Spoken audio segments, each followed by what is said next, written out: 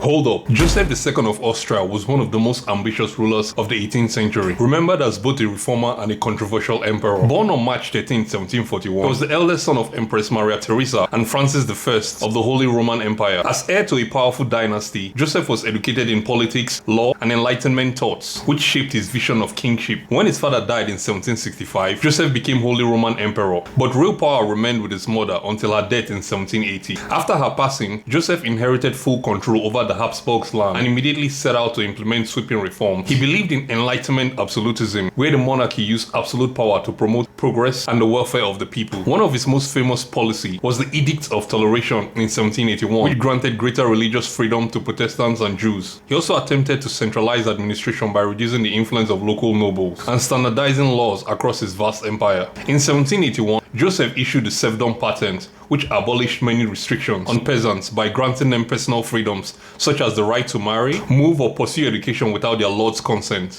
However, while these changes weakened serfdom, they did not fully abolish the peasants' obligations to their landowners. He also sought to modernize the legal system by reducing censorship, curbing the use of and promoting equal justice. He even tried to reform the Catholic Church by reducing monastic orders and placing the clergy under state supervision, a policy often referred to as Josephinism. These radical measures angered both the church and the aristocracy, who saw their privilege eroded by his policies. Even ordinary peasants who were supposed to benefit resisted some reforms because they clashed with local traditions and economic realities. By the late 1780s, Joseph II faced widespread discontent. Nobles, clergies, and peasants all resisted different aspects of his centralizing agenda, and revolts broke out in Hungary and the Austrian Netherlands. Exhausted and unpopular, Joseph repealed many of his own reforms shortly before his passing. A disappointed ruler who admitted on his deathbed that his reign had been a failure, he died on February 20th, 1790 at the age of 48. Yet somehow his legacy has remained significant. Many of his reforms, though resisted at the time, laid the groundwork for modernization